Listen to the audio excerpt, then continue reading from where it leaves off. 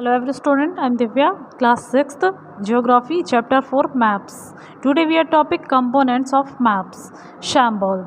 Okay इसके पहले हम लोगों ने कंपोनेंट्स ऑफ मैप में डायरेक्शन देखा, डिस्टेंस देखा और उसके बाद जो हमारा थर्ड मेजर कंपोनेंट है वो क्या है, सिंबल. ठीक है, तो अब सिंबल्स के अकॉर्डिंग हम कैसे जानेंगे, डायरेक्शन जानेंगे, कैसे हम किसी चीज़ों को जानेंगे, मैप्स के अकॉर्डिंग कैसे हम किसी भी चीज़ को सिंबल्स के अकॉर्डिंग शो अप करेंगे, है ना, रिप्रेजेंट करेंगे. तो सिंबल के थ्रू हम कैसे मैप में किसी भी चीज़ों को, किन्हीं भी चीज़ों को रिप्रेजेंट करते हैं.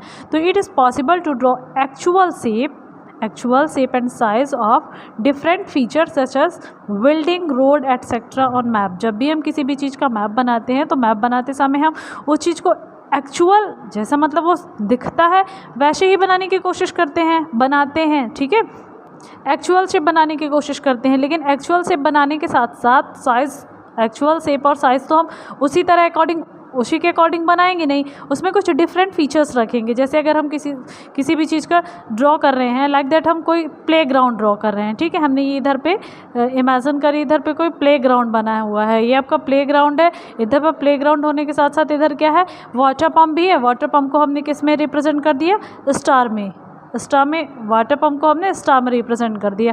और साथ ही साथ इधर कुछ झूले भी हैं, झूले को हमने सर्कल में रिप्रेजेंट कर दिया. तो ये हमने क्या कर दिया, इसके डिफरेंट फीचर. अब इधर पे हम झूले तो बनाते नहीं रहेंगे, है ना, झूले नहीं बनाते रहेंगे, और ना ही वाटर पंप बनाएंगे. तो वाटर पंप को हमने किस में, स्टार में कन्वर्ट कर दिया, इसका शेप एंड साइज चेंज कर दिया. और जो हमारे पास झूले थे तो झूलों को हमने सर्कल में रिप्रेजेंट कर दिया. उसी तरह अगर हम किसी भी अपने कंट्री का मैप शो कर रहे हैं, बना रहे हैं, उसको रिप्रेजेंट कर रहे हैं, तो जैसे कि हमारी कंट्री में माउंटेन्स है ना, तो माउंटेन्स भी हैं. तो माउंटेन्स अब अपने कंट्री का मैप बनाते समय अगर हम माउंटेन्स रिप्रेजेंट करते रहे तो 4 से 5 दिन तो हमारे मैप में माउंटेन्स बनाते ही निकल जाना है. और फिर हम उसको एक्चुअल शेप में तो बना नहीं सकते, एक्चुअल साइज़ में तो उसको बनाएंगे नहीं. इसीलिए हम क्या करते हैं, कुछ डिफरेंट फीचर्स क्रिएट करते हैं. अब वो डिफरेंट फीचर कैसे हैं, जैसे सर्कल क्रिएट कर देना, कोई शेप बना देना.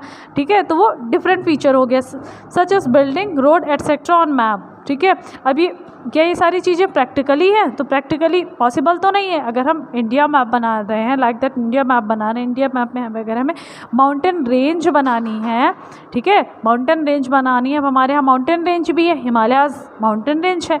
ठीक है, तो माउंटेन रेंज अगर हम बना रहे हैं तो माउंटेन रेंज को अगर हम एक्चुअल शेप में तो बनाएंगे नहीं, तो क्या है, प्रैक्टिकली तो नॉट पॉसिबल है, प्रैक्टिकली पॉसिबल तो नहीं, तो प्रैक्टिकली ये क्या है, नॉट है.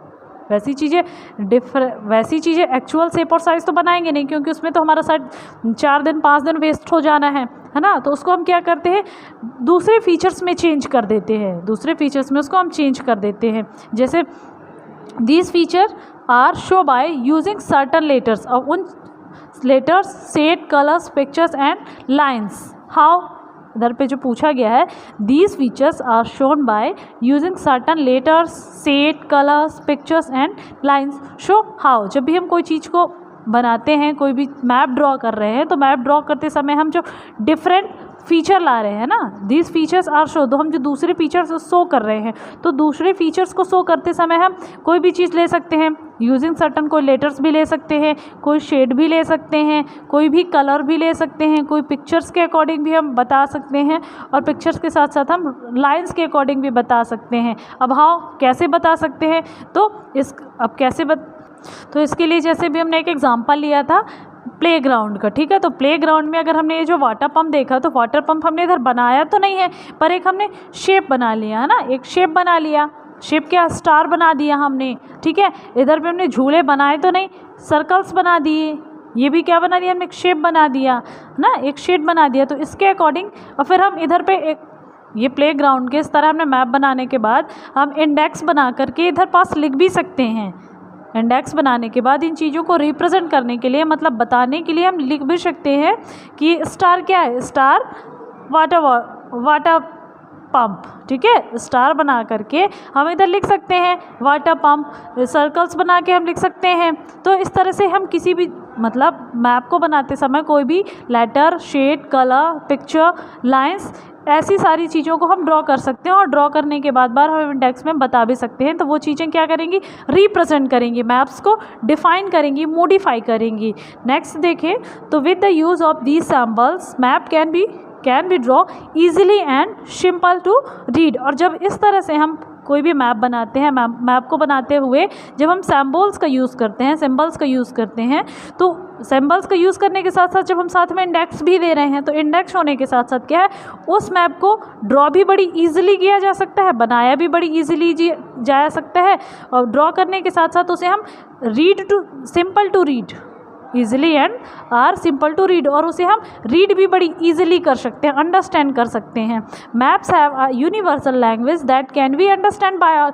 अब कुछ यूनिवर्सल लैंग्वेज भी होती है, मतलब किसी चीज़ को लेटर, सेट, कलर्स, लाइंस को रिप्रेजेंट करने के लिए, मॉडिफाई करने के लिए कुछ यूनिवर्सल लैंग्वेज होती हैं। अब यूनिवर्सल लैंग्वेज मतलब कुछ ऐसी चीज़ें मॉडिफाई पहले से कर दी गई हैं जिनको मतलब हम देख के ही क्या जान जाते हैं मैप्स में, वो जैसे अगर हम माउंटेन्स बनाते हैं, मैप बना रहे हैं, मैप बनाते समय हमें माउंटेन बनाना है, तो अब हम माउंटेन्स तो उधर बनाएंगे नहीं, तो माउंटेन की रिप्रेजेंटेशन के लिए हम क्या यूज़ करेंगे, माउंटेन को रिप्रेजेंट करने के लिए हम ब्राउन कलर यूज़ करते हैं। ये क्या है, यूनिवर्सल लैंग्वेज है, जिसे हम कॉन्वेंशनल सैम्बल्स के नाम से जानते हैं।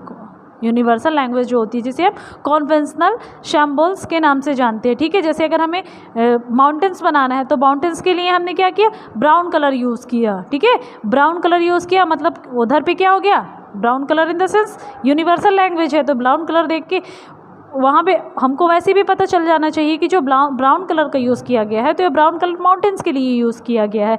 तो that can be understand by all, इसे सभी लोग समझ जाते हैं बड़ी आसानी, ईजिली, और ये क्या है, कॉन्वेंशनल सैम्बल्स होते हैं। Various colour are used for the same purpose, for example बहुत सारे कलर्स यूज़ किए जाते हैं जो यूनिवर्सल लैंग्वेज के अकॉर्डिंग होते हैं। अगर लाइक दैट एग्जाम्पल देखें तो generally blue is used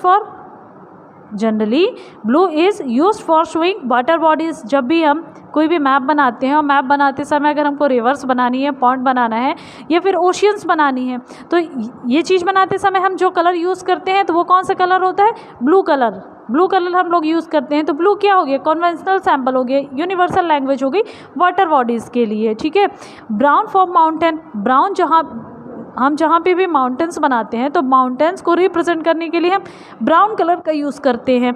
yellow for plateaus and green is used for plain, और जहाँ पे भी हम येलो का यूज़ करते हैं, येलो कलर का यूज़ करते हैं, वो प्लेट्यूज के लिए होते हैं। और प्लेट्यूज क्या होते हैं, तो जो टेबल टॉप लैंड होता है, उसे हम प्लेट्यूज कहते हैं, इन द सेंस पठार। Okay, and green is used for plain, और ग्रीन कलर का जहाँ भी हम यूज़ करते हैं इन द सेंस वो प्लेन एरियाज़ हैं। आई होप आप लोगों को समझ में आया होगा।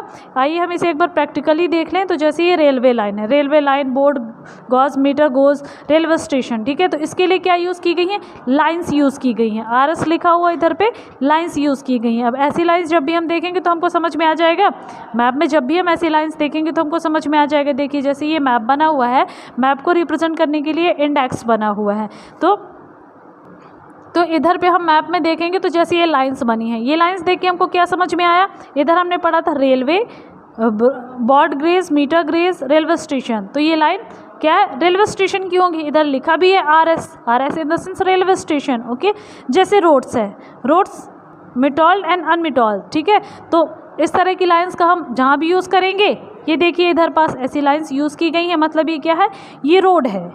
ऐसी जो लाइन मैप्स में यूज़ की गई हैं, मतलब यहाँ पे क्या है, ये रोड्स हैं।